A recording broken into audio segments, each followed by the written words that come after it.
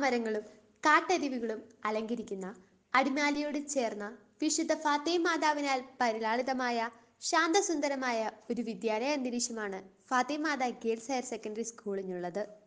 നമ്മുടെ സ്കൂൾ സ്ഥാപിതമായതു മുതൽ വിജയത്തിന്റെ പടവുകൾ ഒന്നൊന്നായി ചവിട്ടിക്കയറുകയാണ് ഈ പഠന കേന്ദ്രം.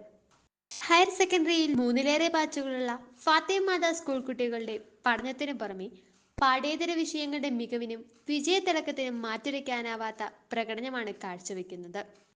ആധുനിക വിദ്യാഭ്യാസ രംഗത്ത് കുട്ടികളെ പ്രഗത്ഭവതികളാക്കുന്നതിനായി ലാബ്, ലൈബ്രറി സൗകര്യങ്ങൾ, കൂടാതെ വിശാലമായ play ground, school compound, bus parking സൗകര്യം, ഹോസ്റ്റൽ തുടങ്ങി അനന്തര സാധാരണമായ ഭൗതിക സാഹചര്യമാണ് സ്കൂൾ ലഭ്യമാക്കുന്നത്.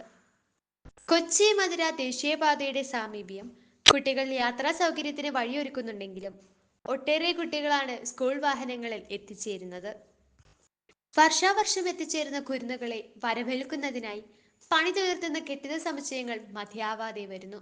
സ്കൂൾ സംഭാവന ചെയ്യുന്ന മികവുറ്റ പണസൗകര്യ വിദ്യാഭ്യാസവുമാണ് ഈ കുത്തൊഴുക്കിന് കാരണമാകുന്നത്.